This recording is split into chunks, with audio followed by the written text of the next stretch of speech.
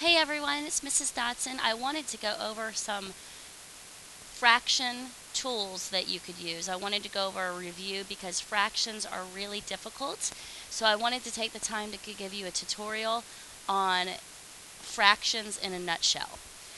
The first thing I want to prepare you for is you need to be able to find how to find a fraction and where it would be located on a simple number line. Here is my number line right here. And it's just a line. Anytime you see a fraction, one hint is just to draw a line.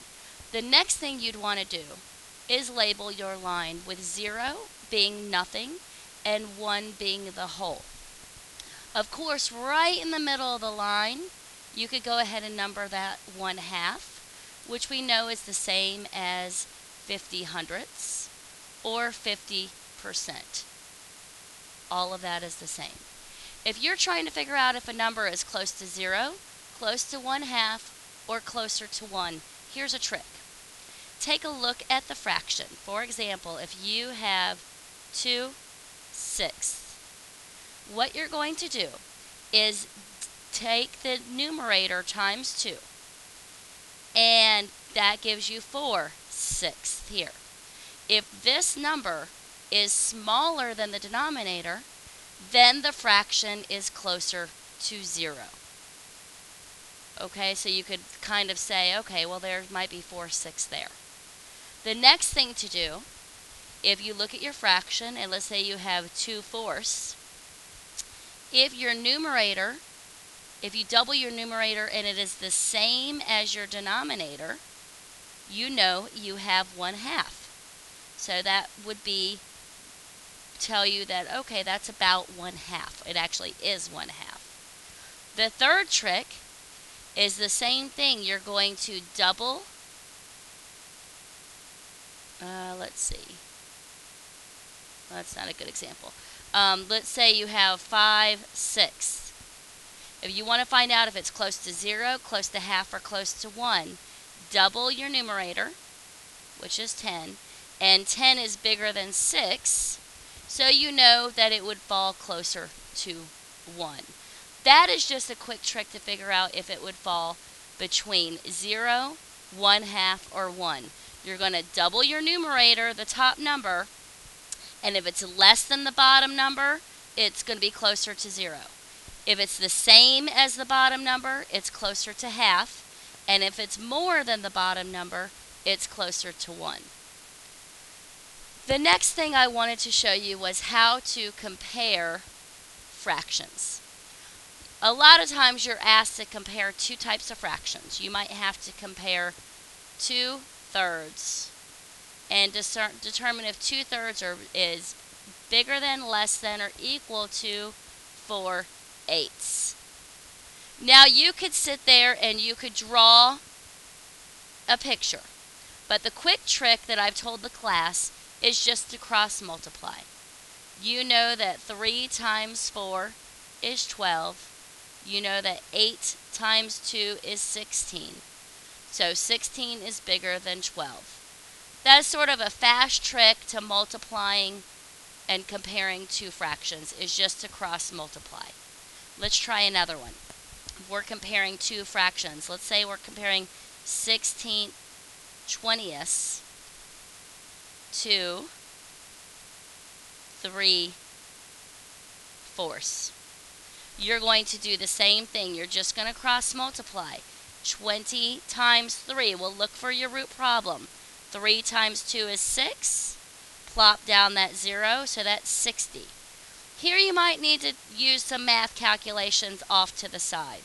I know 16 plus 16, and if you didn't, you could just kind of figure it out off to the side. If you know 16 plus 16 is 32, then you would double your 32 to get to 64, and 64 is bigger than 60.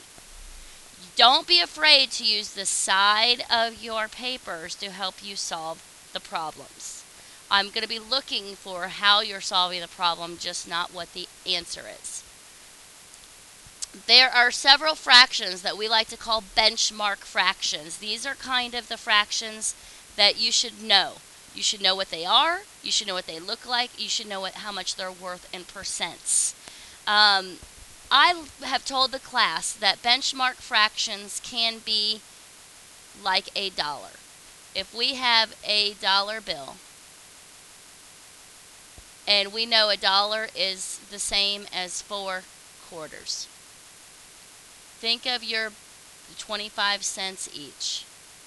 Think of your benchmark fractions in terms of quarters. Okay? The first benchmark fraction you will see all the time is 1/4.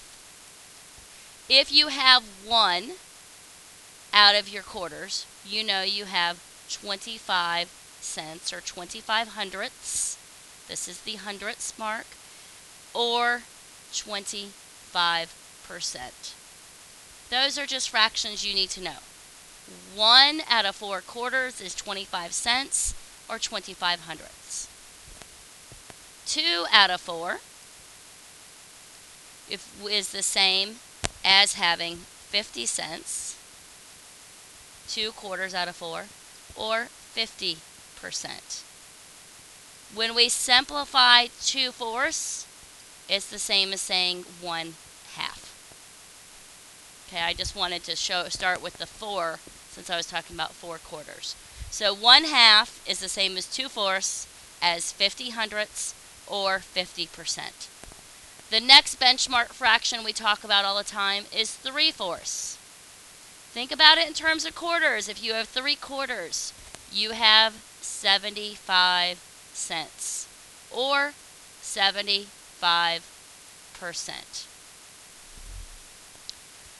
I'm running out of space here, so I'm going to squeeze this in down here.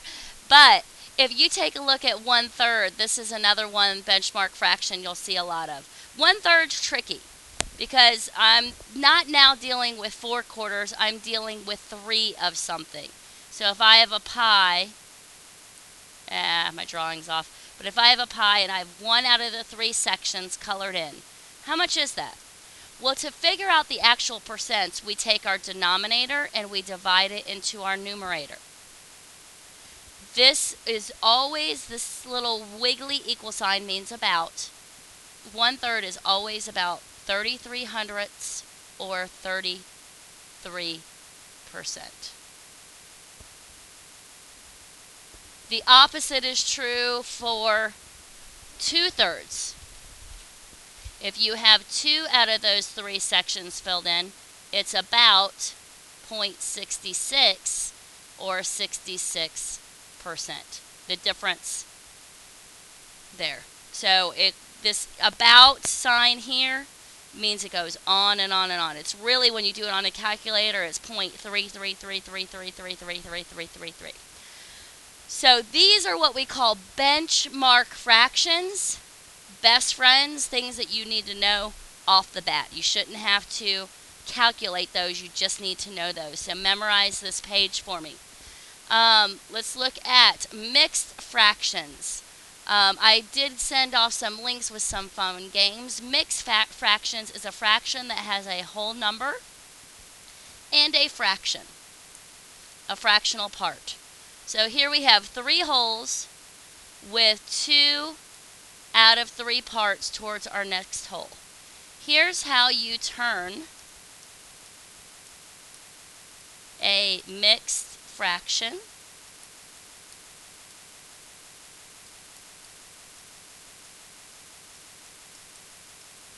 into a improper fraction. You take your whole times your denominator, which is 9. Then you add it to your numerator, which is 2. You add those together, you get 11, and you hang on to your denominator, 11/3. This fraction is called an improper fraction because the top half is bigger than the bottom half. In class, I said it's like they're going to fall over. If the top is bigger than the bottom, top is much bigger than the bottom, it's going to fall over, topple over. It's called improper. So to turn a mixed fraction to an improper fraction, I'll show you another example. If I've got 4 1/2, I take my whole times my denominator, which is 8, plus my numerator, which is 8 plus 1 is 9.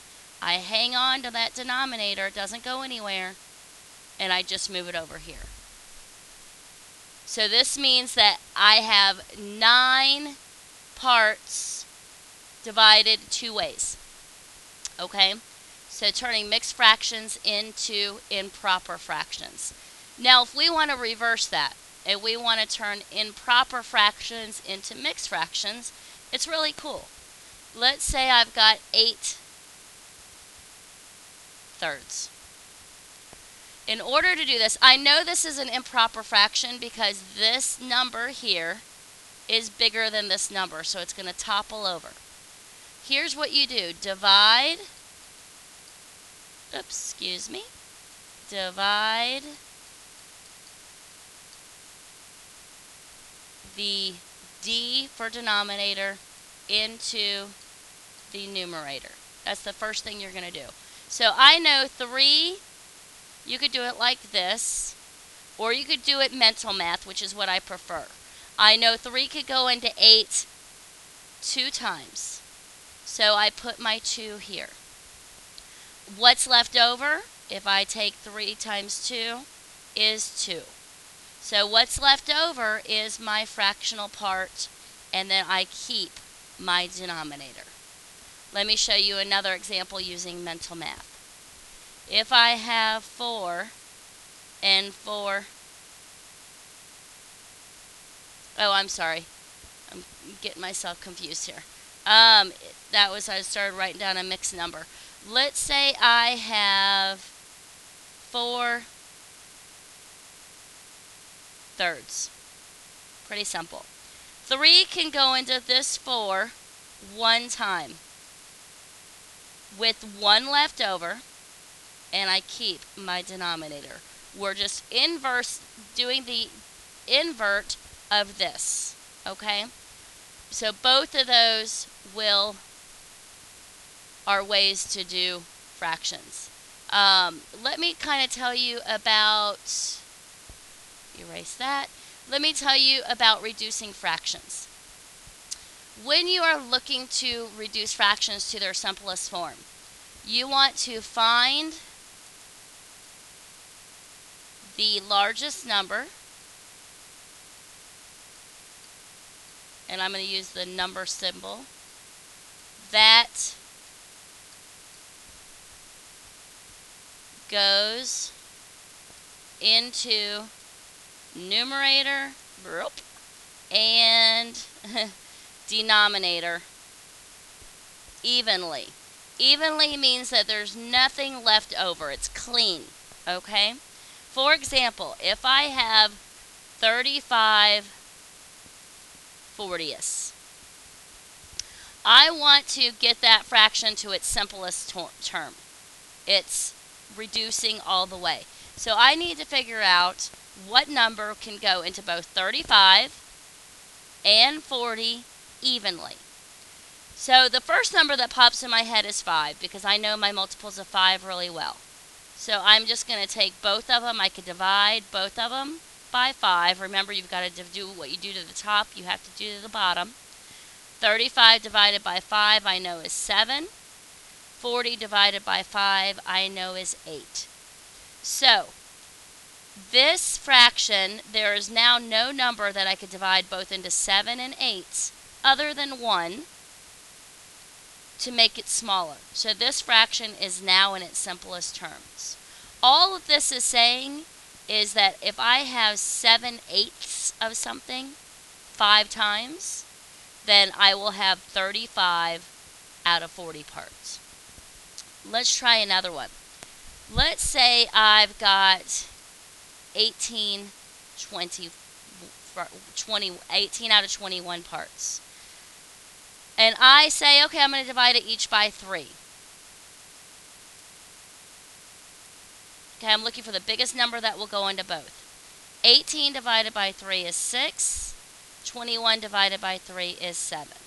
I look at this fraction here, and it cannot be reduced any further. Let me get to one where you might have multiple reductions. Let's say I have a fraction and it is 36/40. And I say, okay, I'm going to divide them both by 2. Okay? Now, I just chose 2. It's not necessarily the biggest number that could go into both of those. Can you think of the biggest number that could go into both of those? Let's see what happens if I don't use the biggest number. 36 divided by 2. And I look at that, I say, okay, well, that's 18. And 40 divided by 2 is 20.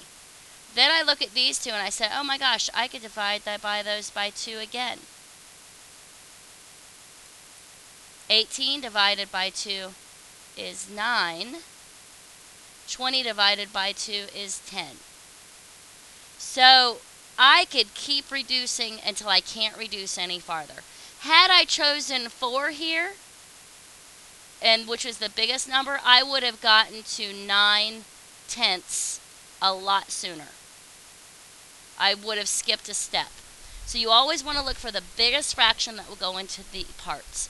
I hope this is making sense. If you have any questions, please review this again. The fractions has a lot of different components to it. I'll keep putting these tutorials up, and I'm so glad you're listening to it. Good luck.